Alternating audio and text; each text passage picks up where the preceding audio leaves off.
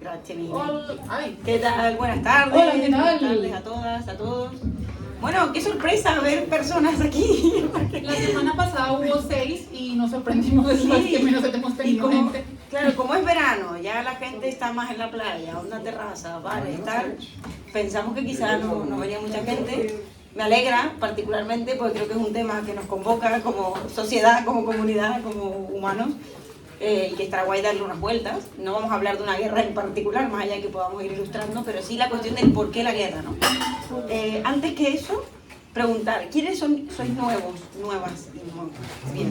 Nuevo, me encanta. Qué bien, bueno, bienvenidas y bienvenidos.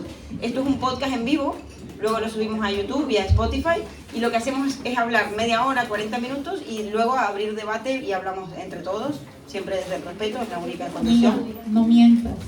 No hablamos 40 minutos. Esa es la única mentira. O la puede ser una mentira o no. Hablamos un poquito más, pero créanme que no se siente al final ni nos damos cuenta. Podemos pedir un favor para que se conserve este hermoso y lindo clima de 18 grados y no los 30 y muchos que hay afuera. Nos ayudan porfa a cerrar las puertitas que están ahí. Sí, sería bueno. Y ahí generamos eso, qué maravilla, el aire acondicionado, perdón medio ambiente, pero gracias, Sí, estaremos mejor. tecnología. Estaremos Bueno, mejor. como somos varios nuevos es importante presentarnos, ¿no? Sí. Bueno, mi nombre es Paula Andrea Fernández, yo soy filósofa, tengo máster en filosofía y estoy haciendo un doctorado en educación, soy profe de la UAP.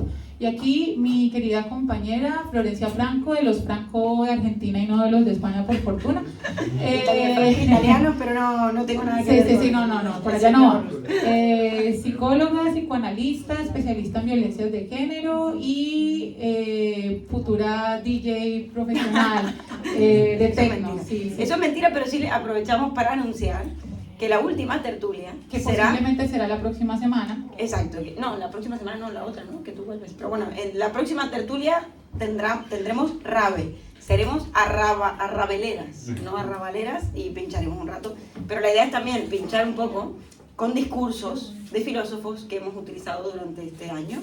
Así que bueno, el resto es sorpresa, podéis venir. Vamos a y hacer ver qué algo va a más pasar. o menos distinto. Experimental. Sí, experimental. vamos a ver qué sale, pero la idea es hacer una fiesta y también darnos cuenta de que nos convoca la palabra, ¿sí? Realmente esto es muy bello. Nosotras estamos haciendo las cuentas, esta es nuestro jueves número 71. Llevamos 71 tertulias de diferentes temas desde el 2023.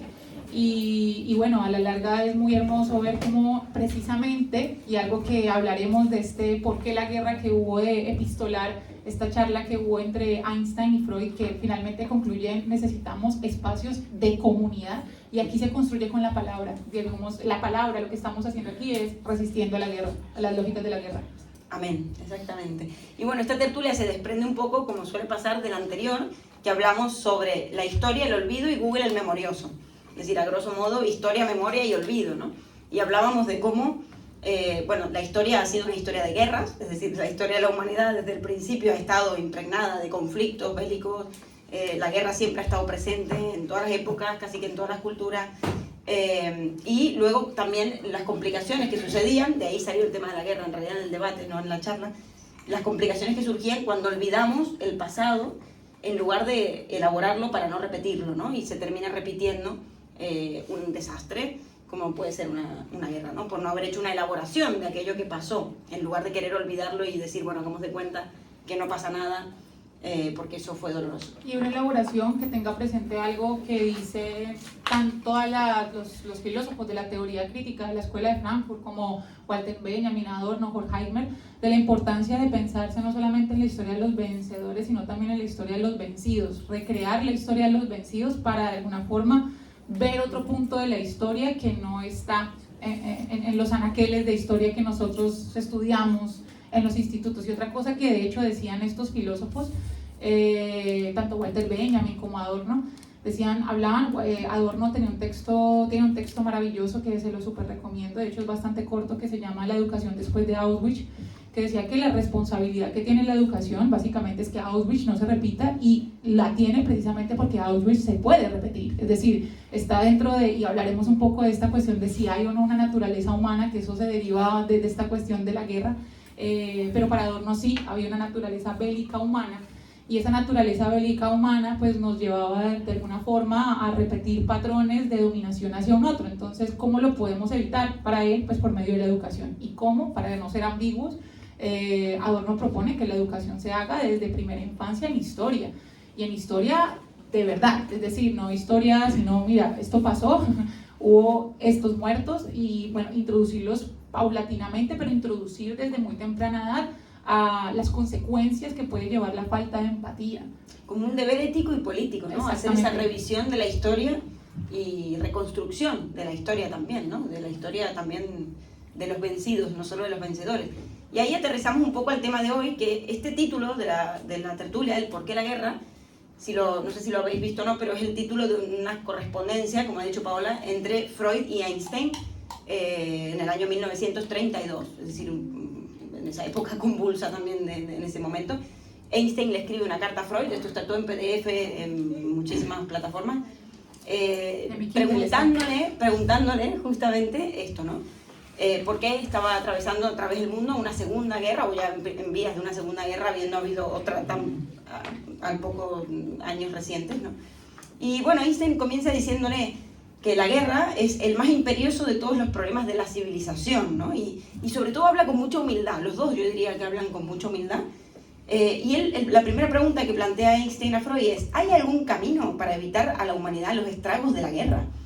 Y luego va abriendo preguntas todo el tiempo. ¿Cómo es posible que una minoría, volvemos al tema de los vencidos, ¿no? ¿Cómo es posible que una minoría, que son en este caso no los vencedores, perdón, los de poder, los dominantes, someta al servicio de sus ambiciones a la voluntad, a la mayoría, ¿no? Es decir, a una gran mayoría, a la cual la guerra le cuesta muchas pérdidas y mucho sufrimiento? ¿Cómo logran despertar en estos hombres, se pregunta Einstein, tan salvaje entusiasmo, incluso al punto de sacrificar sus propias vidas, ¿no? por este fin, por la guerra en general, adentrarse en esto? Y dice: sin duda el hombre tiene dentro de sí apetito de odio y destrucción. Y bueno, allí podemos ir tirando, ¿no? Pero le va a preguntar un poco a Freud: ¿usted qué conoce sobre las pulsiones más hondas del ser humano? ¿Cómo nos puede explicar o qué nos puede decir de por qué esto se repite una y otra vez sin cesar? Y ahí Freud le da unas respuestas bien interesantes que ya las vamos a empezar a enunciar, que a la larga le hemos hablado constantemente, sobre todo porque hacemos mención al malestar en la cultura, charla de por medio, pero aquí hace bastante alusión a lo que él habla de la relación entre la pulsión erótica y la tanática. Pero antes de eso, a mí me encanta hacer una introducción con las etimologías. Y con las etimologías y con la historia de los términos, porque pues a la larga hacer una genealogía de donde venimos, de los términos de los cuales debatimos, nos da un lugar de enunciación. Y la palabra guerra, curiosamente, no nace en el latín, sino que nace en el germánico, y tiene una palabra que es guerra, que significa pelea, desorden, confusión, discordia y sobre todo caos. Es decir, no necesariamente está relacionado con un encuentro beligerante entre sujetos, sino con el desorden, ¿sí? Como algo que parece no tener un esquema. De hecho, hay varios autores que hablan sobre esto. Uno de los primeros filósofos en hablar sobre la guerra desde un lugar bastante distinto es Heráclito, conocido porque habla que no podemos sumergirnos dos veces en un mismo río, porque ni el yo ni el río somos los mismos, habla del devenir, pero él habla que nosotros estamos, todo lo existente está en una guerra de contrarios. Constantemente hay una guerra en nosotros y en todo lo existente por que algo se ponga por encima de lo otro. Y en esa guerra de los contrarios, por ejemplo, no sé, en este momento yo estoy sana, pero pues, mi cuerpo está luchando contra la enfermedad. Ambas habitan en mí, pero en esa guerra gana uno sobre un otro, que no necesariamente implica que lo otro deje de existir. Sin embargo, Heráclito dice que hay una suerte de logos. Un logos significa palabra, discurso, estudio, de ahí viene todo lo que tiene que ver con lógica o psicología, sociología. Entonces hay un logos, una estructura que hace que esa guerra de alguna forma se organice, y la naturaleza misma obra de esa forma. Y aquí me parece muy interesante pensarse el dios de la guerra, el gran dios de la guerra, el que todos conocemos, ¿no? el que viene de la mitología griega, es Ares. Y Ares, que hay muchas fuentes distintas de su nacimiento. Algunos dicen que nace, bueno, de Zeus y Hera y de una de sus tantos hijos legítimos, de esta parejita que, bueno, hubo bastantes infidelidades por parte de un sujeto por ahí. Pero otras fuentes, y de hecho decía que supuestamente detestaba a Ares, pero otras muchas fuentes dicen que fue una venganza que tuvo Hera para Ares, para Zeus, porque Zeus concibió solo a Atenea y la produjo, no sé si se acuerdan que tenía un dolor de cabeza gigante y le pidió a Hefesto que le diera un martillazo en la cabeza para sacarse a Atenea de su cerebro. Y pues supuestamente Hera se molestó por esto y dijo, bueno, yo tengo también sola a Ares, y finalmente lo detestó. ¿Y lo detestó por qué? Porque Ares era sumamente impulsivo. No solamente era impulsivo, era violento, era caótico, era infantil. De hecho, y después terminó relacionándose con Afrodita, la diosa de la belleza y el amor. Entonces esta relación entre guerra y amor, que la veremos también con Freud. Pero Atenea representaba la guerra estructurada, la guerra sabia, la guerra inteligente. Entonces, por ejemplo, a Ares no le rendían tributo era Atenea, porque Atenea era la que iba a poder llevarlos a ganar una guerra, por ejemplo, mientras que Ares no, porque Ares era la impulsividad y el caos. Y aquí me parece algo interesante que leyendo, digamos, redescubriendo esta historia mitológica, Ares nace de una mujer, del caos de una mujer, que me parece que es sexista, de hecho, hasta la propuesta. Mientras diosa de la fertilidad y también se le atribuye algo del amor y mientras que una Afrodita nace del intelecto de un hombre. O sea, me parece interesante pensarse esta distinción. Y también después el Imperio Romano, que pues reapropia estos dioses griegos, cuando convierte a Ares en Marte, de alguna manera la fusiona con Afrodita, porque es que una mujer no puede representar, con Atenea, porque es que una mujer no va a poder representar la inteligencia de la guerra. No, vamos a hacer que este hombre, que es Marte, vaya a ser no solamente el dios de la guerra, sino el dios de la estrategia, y junta, por así decirlo, estos dos formatos. Pero el dios de la guerra, pensado desde la génesis de la mitología que tenemos en la cultura griega, no era una guerra estructurada, no una guerra racional, no era una guerra como la que hablaba Heráclito de una guerra de los contrarios que se estructuraba con un logos, sino que era completamente caótica, egoísta. También decía que era Ares relacionaba de forma cobarde cuando lo vencían, y entonces en ocasiones mentía, tanto así que pues se metió con Afrodita cuando Afrodita estaba casada con Hefesto. Y bueno, y todas las triquiñuelas que tiene la mitología griega, pero bueno, en este caso Ares. Bueno, hay varios puntos interesantes, ¿no? En principio, esto que decías nombraste en un momento que uno puede estar en guerra con uno mismo cuando tiene una bacteria, un organismo ajeno, un virus dentro, ¿no?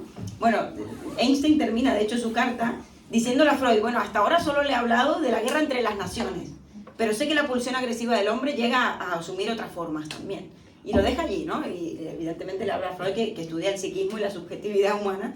Entonces deja a entrever, creo allí, que no solo existen guerras entre naciones, sino también guerras entre, evidentemente, individuos, familias, no sé, divorcios, peleas entre amigos, guerras, y también con uno mismo. Es decir, una batalla así puede ser como entre el organismo y un ente ajeno, como también entre uno y su otredad, ¿no? Que es lo que podemos después encontrar seguramente en varias guerras, que en realidad lo que se hace es colocar siempre la estrategia la misma, un enemigo al cual se le deposita y se le atribuye todo lo malo, ¿no? Y hay que eliminarlo porque él encarna el mal. Y bueno, a eso un poco ya llegaremos, pero uno de los puntos importantes era ese, y por otro, y creo que igual lo podemos vincular, esta cuestión interesante entre lo intelectual y lo instintivo, podemos decir, o entre lo instintivo pulsional y la cuestión de intelectualización o la cultura, podemos decir, el ser civilizado.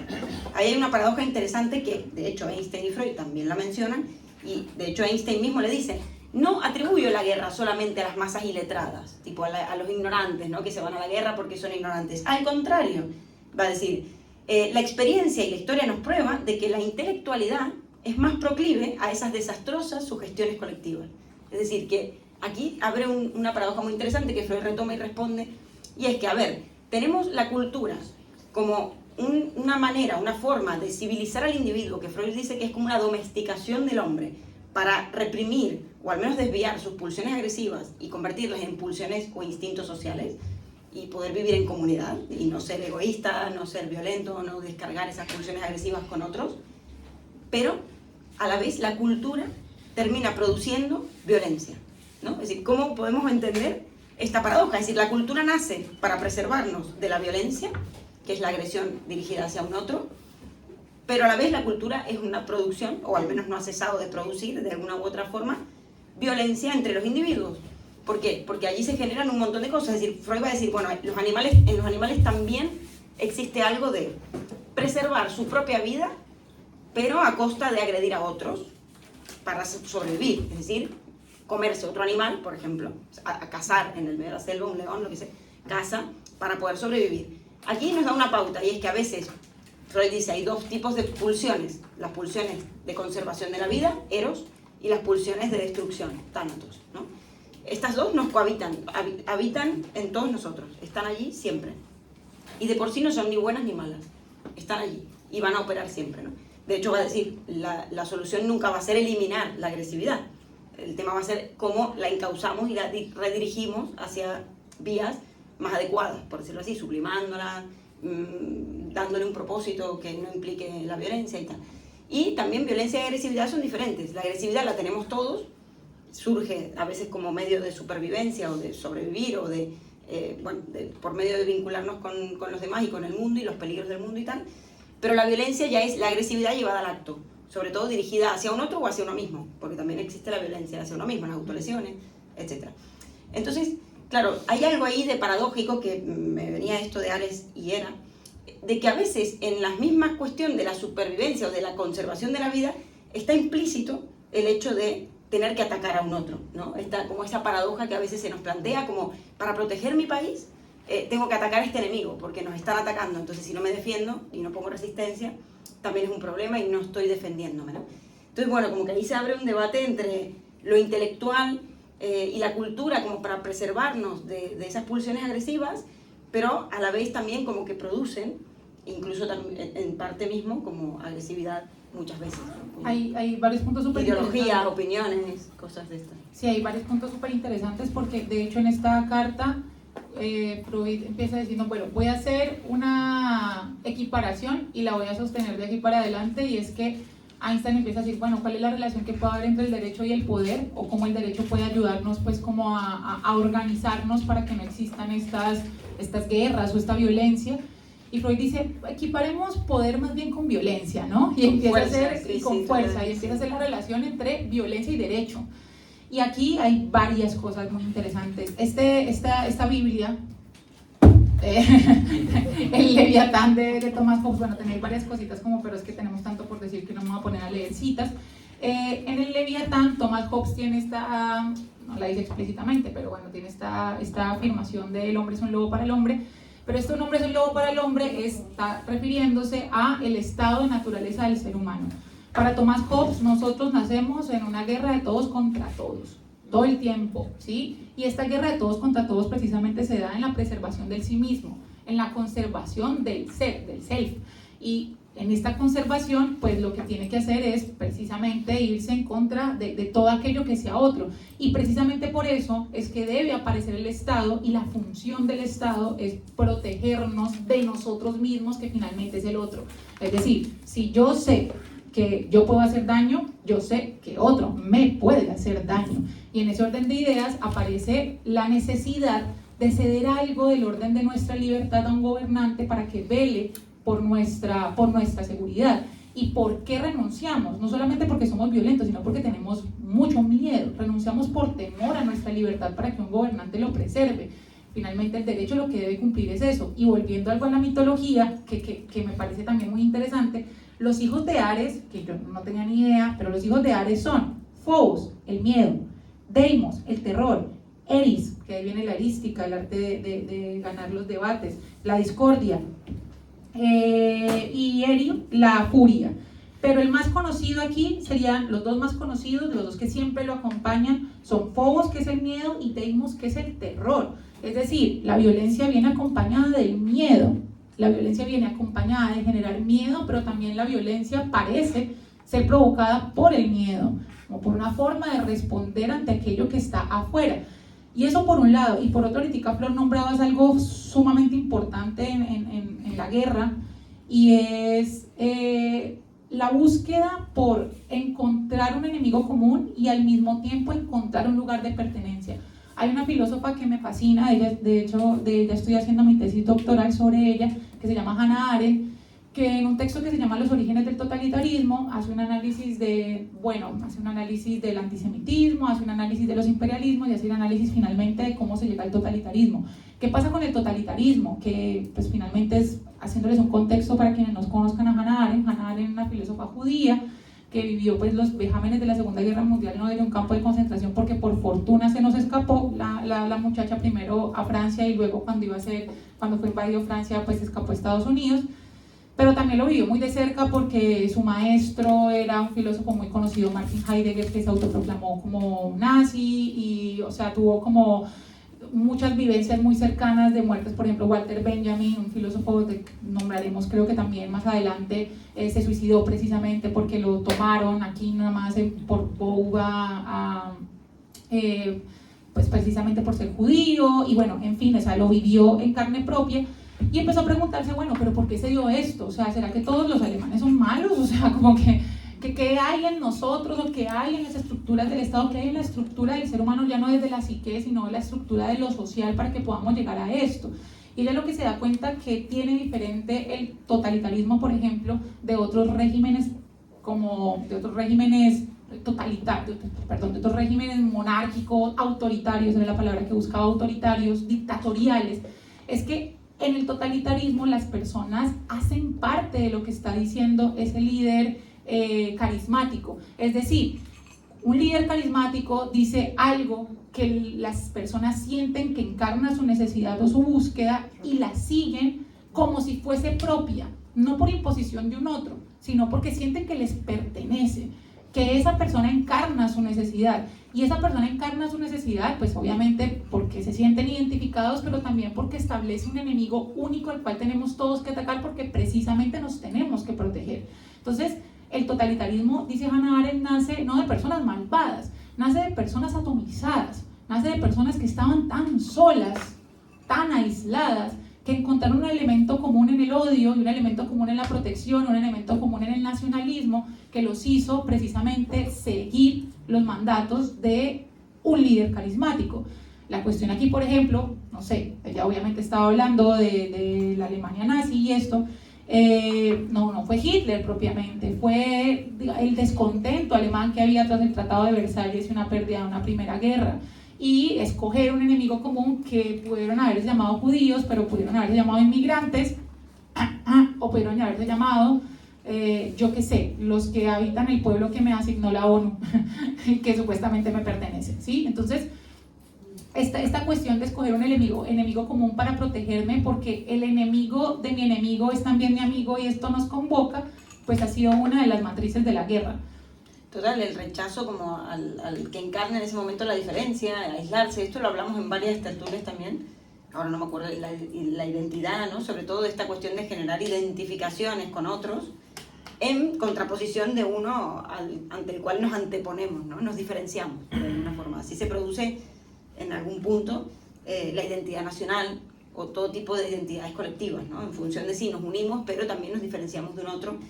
Y claro, allí podríamos encontrar el denominador común de todas las guerras, de toda la historia de la humanidad, en esta necesidad de siempre encarnar, bueno, en un chivo expiatorio, que también lo hemos hablado en otras tertulias, todas esas maldades que representan. René Girard hablaba de esto del chivo expiatorio. Es el chivo expiatorio total, es como poner allí todo lo malo, como si uno mismo, o si esa nación, o si ese pueblo, no tuviese algo que revisar, o que revisarse, o no tuviera algo que ver en ese desorden contra el cual se subleva, ¿no? En esto se me viene mucho, y en algún punto viene a colación, la definición que Lacan utiliza para definir al loco en la paranoia, precisamente, o sea, al paranoico, como paradigma de la psicosis, que dice, el loco no reconoce en su bella alma que él también es parte del desorden contra el cual se subleva. Es decir, él rechaza tanto que esa voz que le dice que cometa una acción o que tiene que hacer algo o evitar algo, le viene de dentro, hasta tal punto que le retorna desde el exterior en la alucinación auditiva o visual o cualquier tipo de alucinación. ¿no? Que realmente se escucha, pero eso que viene de fuera no lo escucha nadie más, es decir, están los familiares, los vecinos, los amigos, y nadie lo escucha. Eso, ¿de dónde viene esa voz? ¿De dónde viene esa alucinación? Bueno, evidentemente es su propia voz, que al rechazarla adentro, al rechazar su propia esquicia, por eso al loco se le ha tendido a decir desquiciado, al no reconocer su propia división subjetiva, ese otro que lo habita le retorna de fuera. Bueno, en la guerra encontramos algo similar, ¿no? En el sentido de un mecanismo, podríamos decir, un poco paranoide, en el cual el otro, bueno, de repente es el gran enemigo, el gran monstruo que hay que eliminar, ¿no? En la Guerra Fría incluso es un gran ejemplo de esta dinámica en la cual la gente, bueno, imagínense, la gente construía búnkers bajo su casa, la gente de a pie, me refiero, ya ni siquiera estamos hablando de las personas que participaban en la guerra, sino el ciudadano tenía que construir búnkers, o sea, una vida paranoide. La vida cotidiana se volvió paranoica, si se quiere, la normalidad es paranoica. Hoy habría que ver hasta qué punto, con todo el terrorismo, a partir del 2000, que comienza el istmo del terror, ¿no? El hecho de que todo el tiempo puede pasar algo, o estamos ahí como al borde, coqueteando con una tercera guerra mundial, o con la continuación de una segunda que todavía no ha cesado, no lo sé, eso también lo podemos conversar. Pero sí que siempre estamos ahí al borde de que alguien apriete el botón y estalle los cristales del mundo. Un poco así, es terrible, pero es un estado complejo en el que vivimos a partir desde la Segunda Guerra hasta ahora. Y luego es paradójico la posición del Estado, ¿no? Porque el Estado se supone que viene a preservar al hombre de, como decía Schopenhauer, su propia soberbia, regular la soberbia humana, y también contenerlo de sus propias pulsiones agresivas, de su instinto de destrucción y tal. Pero en la guerra lo que sucede, y hoy lo vemos también, es que los estados combatientes se permiten a sí mismos todas las injusticias y violencias inimaginadas, ¿no? Es decir, de repente hay, bueno, no sé, acceso libre a todo tipo de calumnias y de cosas terribles. Después voy a hablar un poco también de las características de la guerra contemporánea, porque también siempre han habido guerras, pero me parece que cabe hacer la distinción de las guerras que estamos viendo hoy en día o viviendo hoy en día a las que hemos vivido antes de vivir en un mundo digital. Pero bueno, como que esta paradoja, ¿no? También de generar terror, el mismo Estado se termina convirtiendo en una máquina de producción de terror en la cual recupera poder. Y no sé, en algún punto yo pensaba y decía, bueno, los Estados últimamente, en un mundo capitalista donde gobierna el capital, han perdido poder. Bueno, la guerra es una manera de recuperarlo, ¿no? Por supuesto, es que aquí volviendo a otra Biblia importante aquí, nuestro señor amo y señor Michel Foucault, Foucault nos decía algo fundamental que acaba de mencionar Flor, y es que el poder, cuando nosotros creemos que el poder nace para regular a las personas, estamos cayendo en algo muy reduccionista. El poder nace para generar deseo, ¿sí? Las instituciones, que son todas aquellas estamentos, no solamente físicos, no solamente estructurados, sino todo aquello que las instituciones vienen de instituir, de instaurar como lo correcto. Una institución es el matrimonio, una institución es la amistad, una institución es el capitalismo, una institución es la educación, la salud mental, todas estas son instituciones. Pues las instituciones entendidas, y de la mano con lo que acaba de decir Flor, como reguladoras son también productoras de deseo. Las instituciones van a delimitar qué es lo normal de lo no normal. Lo normal viene de la palabra norma, y norma viene de aquello a lo que todos nos adecuamos, aquello que mediatiza, aquello que de alguna forma todos debemos tener, y pues para un deber ser vivir en sociedad. Y en ese orden de ideas, pues como instituye lo normativo, al mismo tiempo produce las dinámicas de deseo. Y aquí me parece súper interesante como lo dice Foucault, que aquí sí quiero leer una pequeña cita, que dice: cuando se definen los efectos del poder recurriendo al concepto de represión, se incurre en una concepción puramente jurídica del poder. Se identifica el poder como una ley que dice no. Se privilegia sobre todo la fuerza de la prohibición. Si el poder fuese únicamente represivo, si no hiciese nunca otra cosa más que decir no, ¿creemos realmente que se le obedecería? Lo que hace el poder se aferre, que sea aceptado, es simplemente que no pesa solamente como una fuerza que dice no, sino que de hecho circula, produce cosas, induce al placer, forma saber, produce discursos, término esencial en Foucault, y es preciso considerarlo más como una red productiva que atraviesa todo el cuerpo social que como una instancia negativa que tiene como función reprimir. cuando nosotros hablamos de esto, significa que el poder no solamente está reprimiendo como en algún punto, de alguna forma, aquí podemos refutar desde la encarnación de Freud y Lacan, decía Freud la cultura nace de alguna forma como estas instituciones artificiales que buscan delimitar, reprimir, pero también orientar, ¿sí? Ser como una suerte de horizonte para de alguna forma controlar estas pulsiones agresivas y poder estar y sublimarlas para poder estar en el orden social y no matarnos entre todos, sino que al mismo tiempo estas instituciones producen aquello a lo cual nosotros tendemos, y eso es lo que hace finalmente una maquinaria como el Estado, que es terrible porque uno dice, bueno, muerte al Estado, pero ¿y cómo nos regulamos nosotros? Es como lo que uno empieza a pensarse, y qué otra forma puede llegar a haber para poder no caer en esta guerra de todos contra todos, en donde estamos solamente velando por una autopreservación, pero al mismo tiempo, ¿cómo hacer para no cederle el poder a unos cuantos que regulan y producen aquello que nosotros creemos que deseamos de forma autónoma? Total. Bueno, Lacan tiene una frase muy buena que es, quien no está enamorado de su inconsciente yerra. Es decir, el que no está enamorado de su inconsciente se equivoca y siempre vive en conflicto consigo mismo. Es decir, el que no reconoce esa parte que niega constantemente, va a vivir en guerra, es decir, en guerra con los demás, con uno mismo y con el cosmos. Es decir, siempre va a estar en guerra. Creo que ahí hay algo de ese estado de guerra interior que hoy yo lo veo en los discursos que pululan por ahí. Podríamos hablar de varios discursos si se quiere, pero o en los que hay, que es como discursos muy rígidos, ¿no? Hay gente que, no, es que yo si soy de tal ideología política no me junto con gente que es de tal otra. No, es que si yo no me junto con gente que opina tal y cual, voy a una cita y ya me dicen algo que no me gusta, pues me voy. ¿No? Como esta cuestión de ser cerrado completamente ante cualquier tipo de diferencia, ¿no? O sea, al final, y no solo en ámbitos LGTBI y en ámbitos de disidencias sexuales, en cualquier ámbito, siento yo o veo en la sociedad en la que vivo, que hay como una especie de totalitarismo del discurso, como un discurso que se cierra siempre sobre sí mismo y solo me junto con mi burbuja, ¿no? Las burbujas de la pandemia, ¿no? Pero burbujas en este caso discursivas. O sea, me junto con gente que nos pagamos y nos damos el vuelto, así, todo el tiempo, ¿no? Es como, y claro, esto es como un conflicto, porque al final en realidad no hay otra edad allí. Por más de que haya otro, no hay otra edad. Entonces, en el fondo, es esa rigidez y esta cuestión de estar cerrado a cualquier cosa que venga y me cuestione a mí mis ideas tan rígidas, sólidas y verdaderas. O sea, al final nadie tiene la verdad. Y esto que retomabas de Foucault en relación a los discursos. Bueno, la guerra se puede decir que siempre es el fracaso de todo medio o recurso discursivo, lingüístico, intelectual para resolver un conflicto de intereses, ¿no? O sea, fracaso de la palabra. Hannah Arendt decía que donde aparecía la guerra era precisamente la encarnación del fracaso de la política, del estar en la pluralidad del mundo, de generar estas dinámicas de poder que se hacen en la vida política. Exacto, ya no alcanza, ¿no? Como que sí que es verdad que la palabra misma ya tiene una paradoja, ¿no? La palabra, yo trabajo con niños muy pequeños, la mayoría digamos que llegan porque no hablan.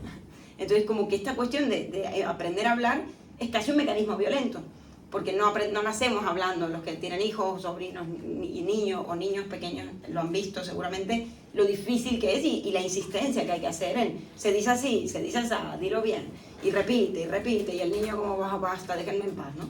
No quisiera hacer eso.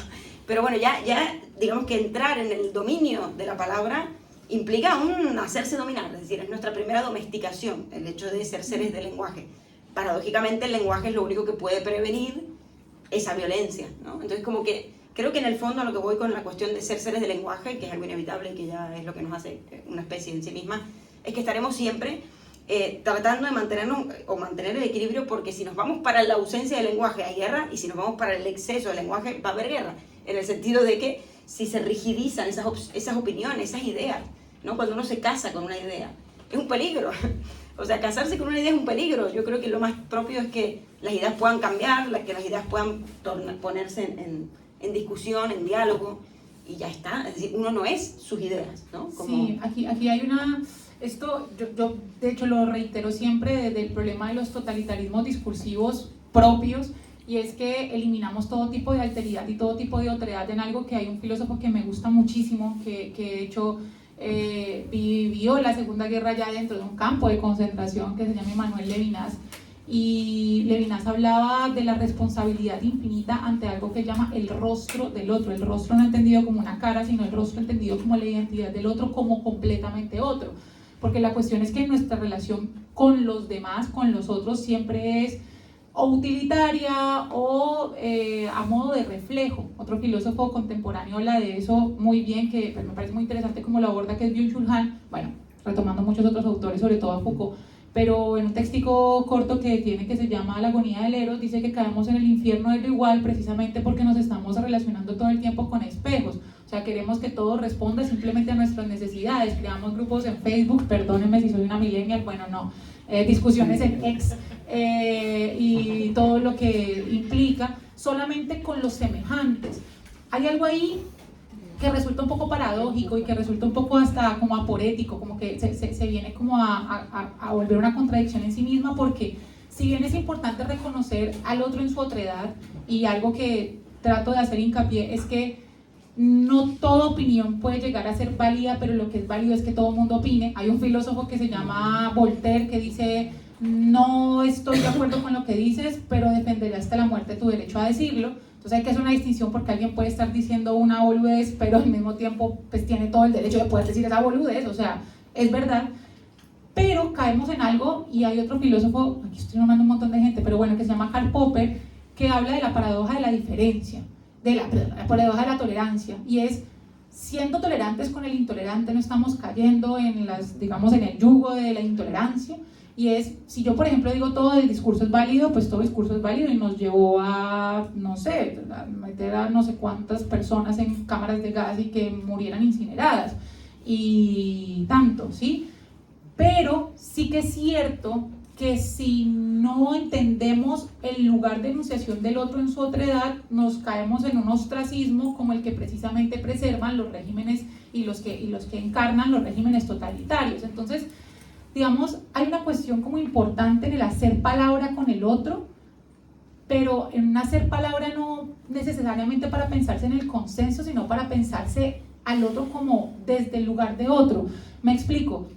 Yo siempre he dicho que tengo corazón, que mi corazón escribe con la izquierda, aun cuando, bueno, ya sé que no me encarno completamente un discurso de izquierda, que de hecho la izquierda ya está sumamente desdibujada y uno no entiende qué significa finalmente, pero que bueno, que todo aquel que tiende como a ciertas empatías sociales y cierta crítica a la monopolización de los medios de producción, hay que tomar los medios de producción, pues digamos como que nos decimos que tenemos un poquito el corazón de izquierda.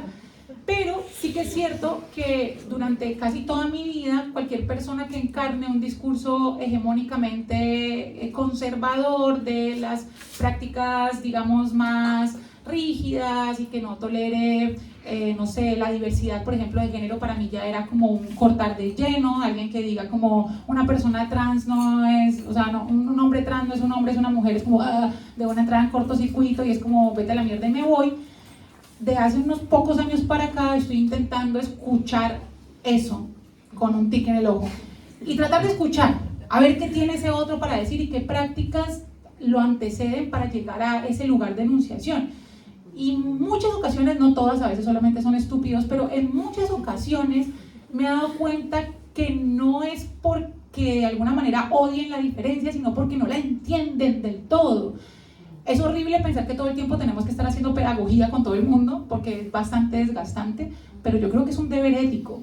O sea, yo creo que porque llevamos hablando 40 minutos y no parezca cerrando, uno de los compromisos sí, de él es la pedagogía, totalmente. La pedagogía, bueno, o el diálogo. No, yo no soy tan partícipe de hacer pedagogía, porque yo no soy quien para enseñar nada a nadie, pero sí que al menos el diálogo o el poder dialogar, aunque no lleguemos a ningún acuerdo, como decía Bauman, estar de acuerdo en no estar de acuerdo también es una solución. Es decir, pues mira, pensamos tan diferente que me asombra, pero que te vaya bien en la vida, ya está, no pasa nada, no es que él tenga más razón o no, y no es que tenga que ser mi amigo, ni mi pareja, ni no. O bueno, mira, mi hermana está trabajando, chisme así, mi hermana está trabajando ahora en un taller de cerámica con una chica ucraniana que se acaba de abrir un taller increíble en Sagrada Familia, todavía no hacen la apertura, ya lo harán. Pero la chica viene escapando de la guerra, porque allí, bueno, estaba, como saben, en Ucrania complicado, y aquí se enamora y lleva 3 años con un ruso en pareja. Es como, ¿no? Esta cuestión así como que curioso. O sea, la diferencia también igual puede ser bonita, ¿no? En algún punto, miren, los países en guerra y estas dos personas de repente encontraron el amor en lo mismo, bueno, en la diferencia, ¿no? Y tal, ¿no? Me parece como un ejemplo así súper ilustre de que la diferencia puede ser amada o tan amada como odiada. Y luego, claro, yo decía que iba a ser como un breve resumen, pero muy así por encima de las características de la guerra contemporánea, que me parece que no hay que dejarlas de lado.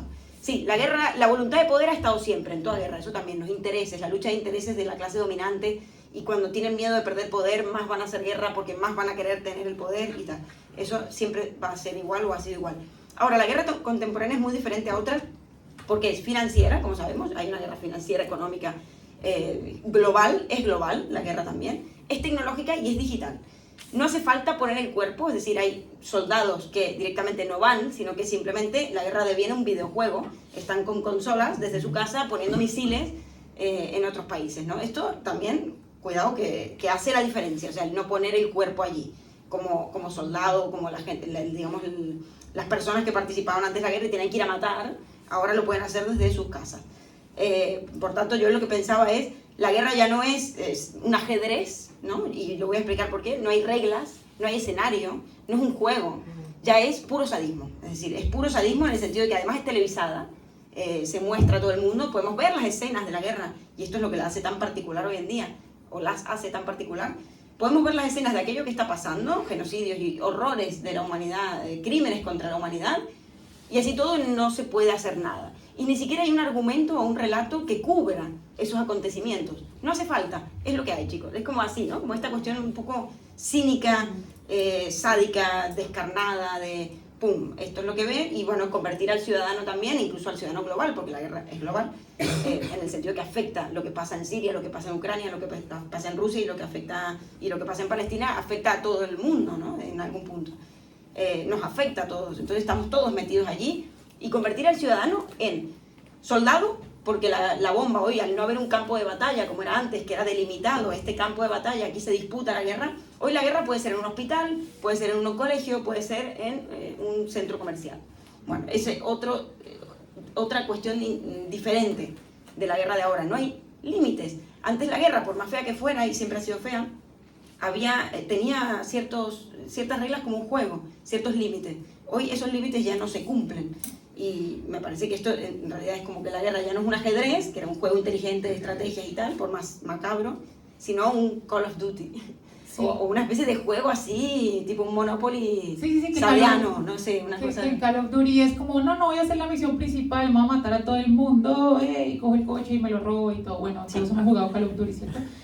Sí, y es pensarse que, digamos, antes al menos había la excusa imperialista de, no sé, conquisto un territorio por el bien de mi nación y por, digamos, este orgullo patriótico, pero es que ahora no hay más que una respuesta a la diferencia y ya, que se exacerba, yo creo que también, y creo que también para ir cerrando, que me encanta lo que has nombrado, este anonimato que tenemos tras, por ejemplo, una pantalla. O sea, nosotros podemos estar aquí diciendo como, no sé, muerte a Trump, y otro te responde muerte a tu mamá, y uno dice, bueno, ¿y quién sos? 774423, sin foto.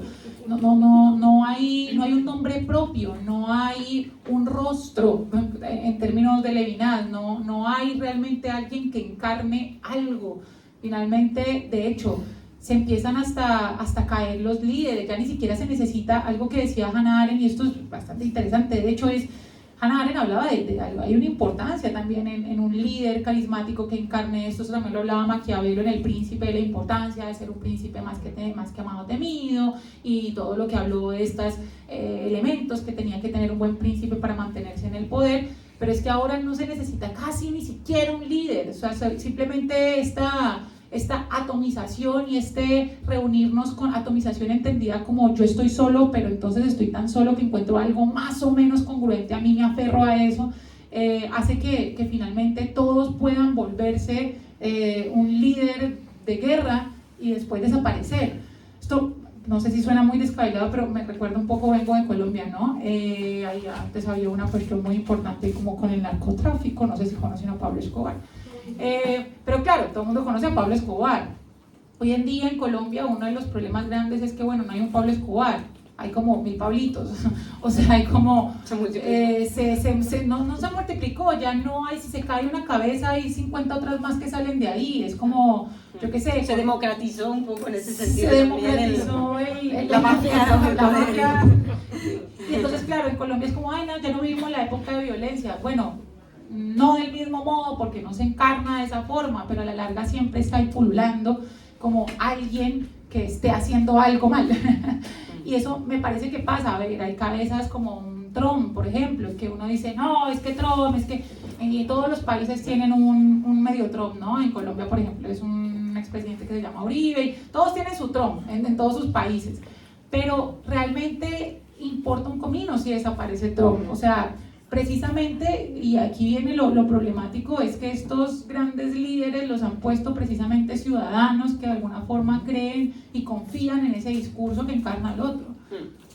No, en eso estamos todos allí, en algún punto, bueno, nos corresponde, nos toca pensarlo, por eso creo que es ético juntarnos aquí hoy o habernos juntado y ahora debatir, para un poco traer algo de diálogo a este panorama mundial convulso y ver si así colaboramos en algún granito de arena, al menos, o así no para nosotros mismos, para aliviar un poco algo de esta angustia que a veces generan ser televidentes o espectadores de tanta escena sádica, sadiana, horrible, contemporánea, ¿no? O sea, es como, a mí me asombra a veces creer que se puede haber tanta cosa y que todo siga pasando igual, ¿no? Es como, bueno, lo podemos ver, somos conscientes, antes de la Segunda Guerra no se veía eso, se vio después. Todos los horrores que habían sucedido, se vieron después, pero la gente en ese momento no era tan consciente de que estaba ocurriendo un genocidio. Está bien que siempre existe el no saber, el no querer saber, ¿no? Y hacerse el desentendido, y seguramente muchos hicieron los desentendidos, y bueno, mejor, el vecino no lo vemos hace mucho, pero no importa, hagamos de cuenta que no pasa nada, ¿no? O sea, como que seguro había gente así. Pero en algún punto hoy no nos podemos hacer los desentendidos. Entonces, bueno, por eso estamos un poco aquí y a ver qué suscita el debate. Gracias.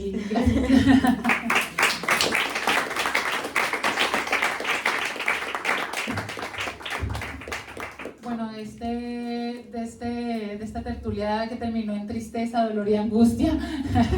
Difícil era terminarla pinchando, ¿no? No me traje la consola. Sí, la paz para esta guerra, hay una canción que de Gilberto Santa Rosa que dice eso. La paz para esta guerra sería la música. No, bueno, ahora, ¿qué espacio se abre ahorita? Es un espacio de debate. Como somos muchos, la idea es que, bueno, pues se pida la palabra, se respete la palabra del otro y sobre todo que nosotras tratamos de que todos se escuchen, entonces darle prelación a los que no han hablado. Entonces, si por algún motivo una persona que ya ha hablado volverse la mano y es como, pues de pronto vamos a darle prelación a los que no han tenido la palabra y no respondemos solamente nosotras, sino que se pueden responder entre ustedes. Y por otro lado, para que sepáis que esto queda en un podcast que se llama Arrabaleras Parlantes, con V Raval, no por error ortográfico, sino porque nacimos en el Raval, que está en Spotify y en YouTube, y entonces pues que si hablan, pues su voz queda registrada y tienen su momento de fama con nuestros 100 seguidores. Muchas gracias. Entonces, ¿quién quiere romper el hielo? ¿Puedo? Claro, claro.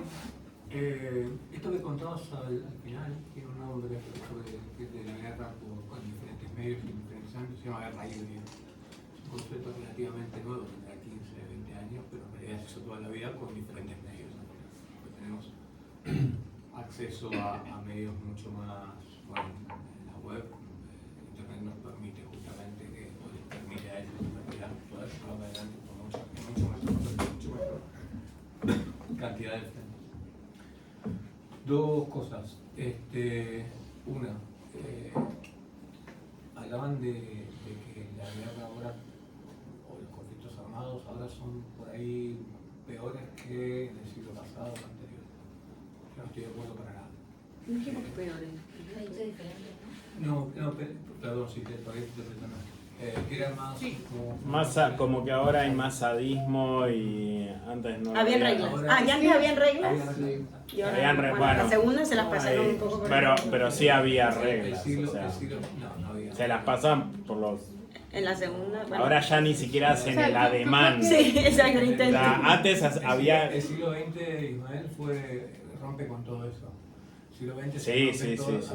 en la Primera y en la Segunda Guerra Mundial, pero después en el resto de los conflictos también se rompen absolutamente todas las reglas que se podían llegar a tener, romantizar de la guerra decimonónica, por decirlo de alguna manera. Sí.